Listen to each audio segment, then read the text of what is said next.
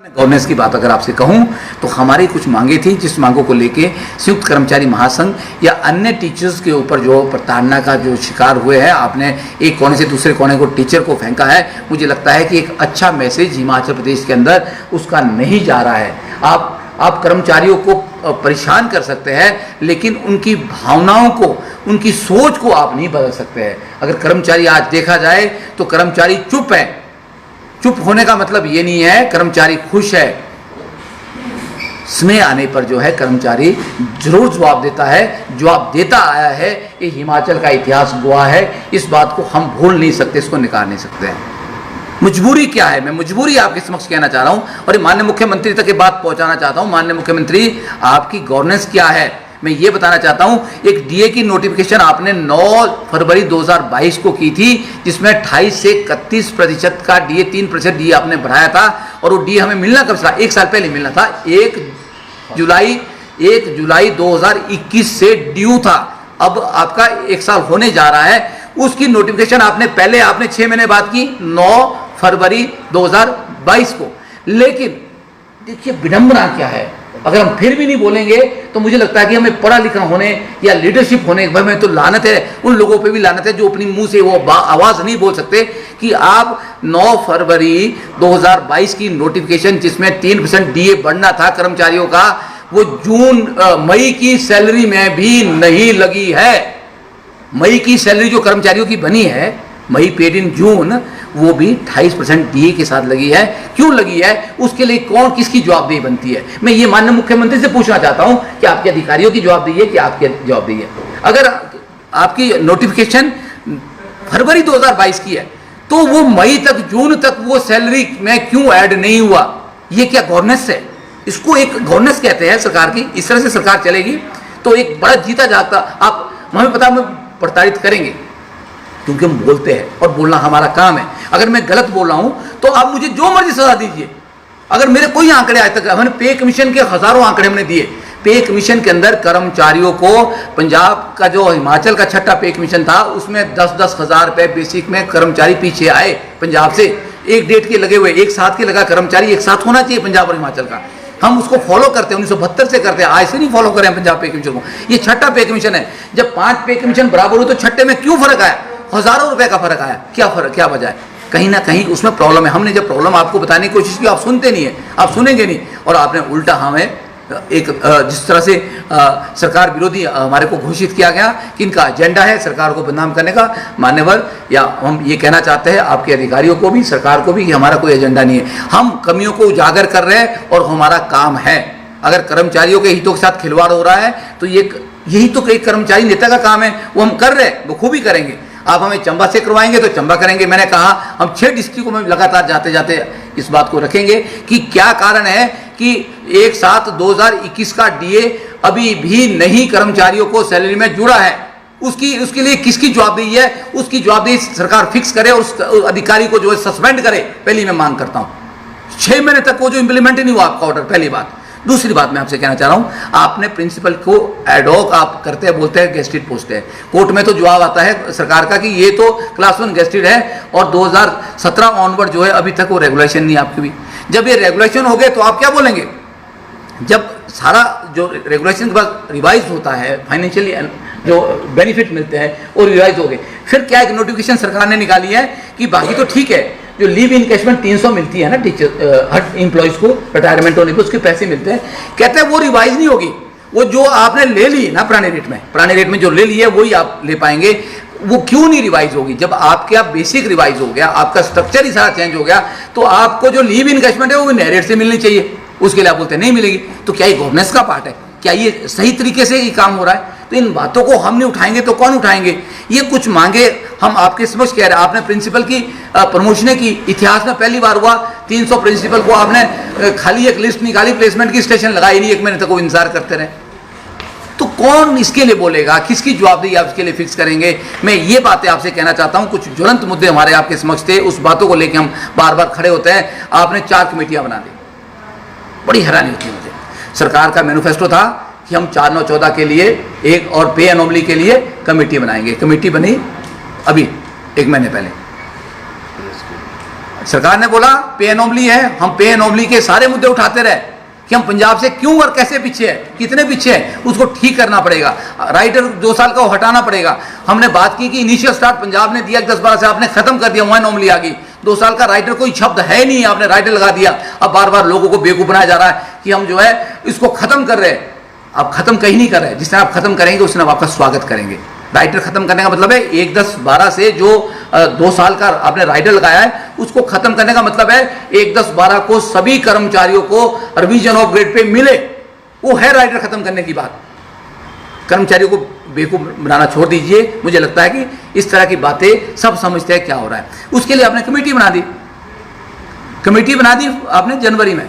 जनवरी से लेकर अभी तक उस कमेटी की रिपोर्ट आ गई है, उसने अपनी रिपोर्ट सौंप दी है। अब वो क्या रिपोर्ट सौंपी है, उसके ऊपर क्या कार्रवाई हुई हो तो सार्वजनिक नहीं हुई।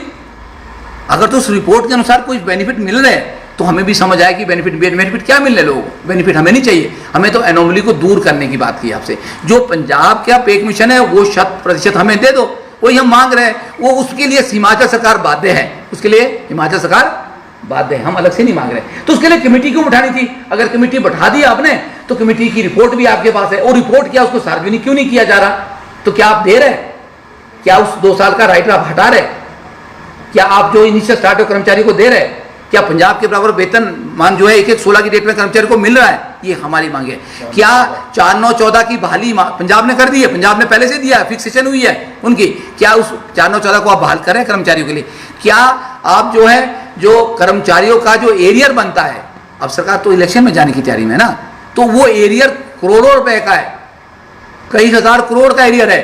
क्या सरकार उसको एक किस्त में दे रही है या 2 किस्त में दे रही है या 3 इंस्टॉलमेंट में दे रही है? तो कब दे रही है? कर्मचारी को जानना चाह रहा है, उसकी आवाज कर्मचारी आज आपके समक्ष रख रहा है। जो कर्मचारी आंदोलन करेंगे उनको आप प्रताड़ित करेंगे, उनको सस्पेंड कर देंगे या ट्रांसफर कर देंगे। तो कर्मचारी अलाउंसेस की बात कर रहे हैं। हमारे अलाउंसेस आपको बताऊं 450 रुपए HRA, 200 रुपए CA, 250 रुपए, और पंजाब में 16% तक 24% तक की वृद्धि होती है। मतलब 10,000 रुपए कम से कम कर्मचारियों के अलाउंसेस बनते हैं सेंट्रल गवर्नमेंट और पंजाब गवर्नमेंट के अंदर, सेंट्रल स्केल में। तो हिमाचल प्रदेश के कर्मचारी बड़े लंबे समय से 2006 से लेकर अलाउंसेस के रिवीजन की मांग आपसे कर रहे हैं। और पंजाब ने, आपको बताऊं मैं, पंजाब ने जैसे ही 6ठा वेतन आयोग लागू किया, उस वेतन आयोग के साथ उन्होंने अलाउंसेस भी लागू कर दिए, रिवाइज कर दिए। तो कर्मचारी उसकी मांग कर रहे हैं। हम उसमें कौन सी नई बात बोल रहे हैं, कौन सी गलत बात बोल रहे हैं? आपने कमेटी बनाई कि आउटसोर्स के लिए हम जो कमेटी बना रहे हैं, बड़े लंबे समय से कर्मचारियों का साथ एक बड़ा भारी हो, उनको बड़े बड़े सौंपन दिखाए गए। आउटसोर्स कर्मचारी हिमाचल प्रदेश के अंदर 35,000 कर्मचारी, उनको नियमित करेंगे, पॉलिसी बनाएंगे। तो वो क्या वो कर्मचारी नियमित हो रहे? कर्मचारी पूछ रहा है, कर्मचारी जानना चाह रहा है। 35-40 हजार कर्मचारी जानना चाह रहा है कि आप कब हमें नियमित कर रहे हैं, कब पॉलिसी बन रही है। स्कूलों के अंदर SMC टीचर है, बड़े दूर दराज के क्षेत्रों में सेवाएं दे रहे हैं, वो SMC टीचर नियमित होना चाह रहे हैं। क्या आप उनको नियमित कर रहे हैं? सरकार ने बोला हम SMC टीचर के लिए पॉलिसी बनाएंगे, उनको नियमित करेंगे। तो हम ये जानना चाह रहे हैं, हम वही मांग आपसे कर रहे हैं। स्कूलों के अंदर 22 सालों से कंप्यूटर टीचर्स हैं, उनका शोषण हो रहा है। 10-15 हजार में सेवाएं करें, उनके बच्चे उनके बराबर हो गए, शादियां भी हो गई होगी। तो क्या उनके लिए आप पॉलिसी बना रहे हैं कि नहीं बना रहे? आपने कहा हम पॉलिसी बना रहे हैं। वो पॉलिसी कब बन रही है? ये संयुक्त कर्मचारी महासंघ आज इस प्रेस कॉन्फ्रेंस के माध्यम से ये जानना चाह रहा है, हिमाचल प्रदेश के कर्मचारियों के लिए आप कब पॉलिसी ला रहे हैं? कमेटियां तो आपने बहुत सारी, आपने OPS के लिए कमेटी बना दी, क्या OPS आप बहाल कर रहे हैं? इतना बड़ा संघर्ष किया, अभी आपने देखा होगा विधानसभा के अंदर दोबारा भी संघर्ष होगा। संघर्ष तब तक चलता रहेगा जब तक OPS बहाल नहीं हो। तो क्या आप OPS बहाल कर रहे हैं? यही तो हमारी मांग है। हम कोई सरकार के खिलाफ कोई बात नहीं कर रहे। देखिए, मैं बड़ा स्पष्ट आपके माध्यम से आज कहना चाहता हूं, हम चंबा में तो क्या, मैंने कहा कि मुझे बड़ा सौभाग्य है मेरा, और मैं धन्यवाद इसलिए मुख्यमंत्री का करूँ, मुझे 7 जिले अब आते जाते मिल जाएंगे बात करने के लिए। मैं हर जिले में जाके बात करूंगा, उसमें क्या परेशानी है? छुट्टियां लेके करेंगे, ऐसा नहीं है हम कोई छुट्टियां लेंगे, जाएंगे, जो हमारा काम है स्पेशली मिलती है और छुट्टियां मिलती है, हम जाएंगे जिलों में, आते जाते रुक जाएंगे। एक दिन में हम 3 प्रेस कॉन्फ्रेंस करेंगे, लोगों तक बात पहुंचाएंगे, आम आदमी तक बात पहुंचाएंगे कि हमारी मांगे क्या है, हम क्यों मुखर हैं। हम इन मांगों को लेके, और मैं आपको बात बताऊं, कॉन्ट्रैक्ट की सीनियरिटी की एक बात हो रही है, आपने कॉन्ट्रैक्ट को 2 साल कर दिया, उसमें जो लोग 3 साल आए थे वो पीछे हो गए, सीनियरिटी में इतना ज़्यादा एनॉमली क्रिएट हो गई कॉन्ट्रैक्ट की जिसका कोई हिसाब ही नहीं है। उसको ठीक करने का एक तरीका है कि डेट ऑफ फर्स्ट अपॉइंटमेंट से सभी टीचर्स को, कॉन्ट्रैक्ट टीचर्स को लगे थे जिस डेट को, उनको सीनियरिटी उसी डेट से दी जाए।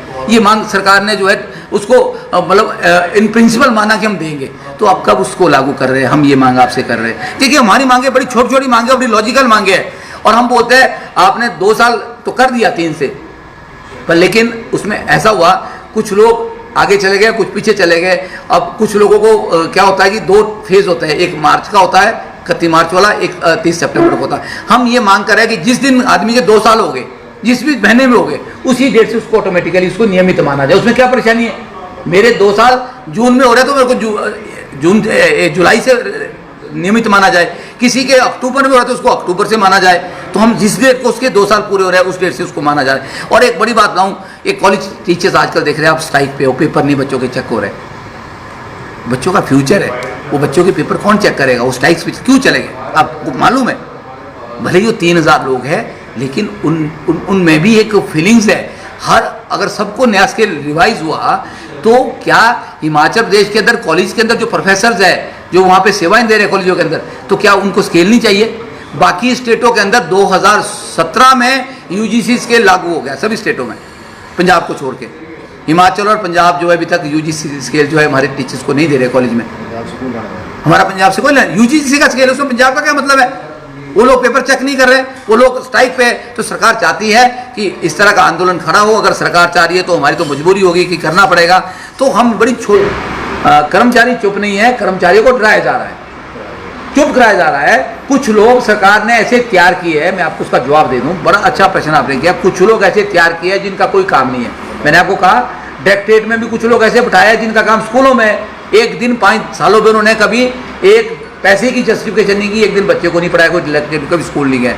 वो सिर्फ सरकार के एजेंडा चला रहे हैं, वो कर्मचारियों को डरा रहे हैं। एक इसका आदमी है, वो उसका आदमी है, उससे जुड़ा है जी, उसको वाह करो जी, और फ़ोन करके इधर उधर करके कर्मचारियों को चुप कराया जा रहा है। उनको एक वो टारगेट दिया जाता है कि आप ये बोलेंगे, या तो नहीं बोलेंगे, या नहीं तो ये बोलेंगे, अन्यथा जो है आपके साथ वीरेंद्र चौहान जैसा हश्र होगा। वीरेंद्र चौहान के ऊपर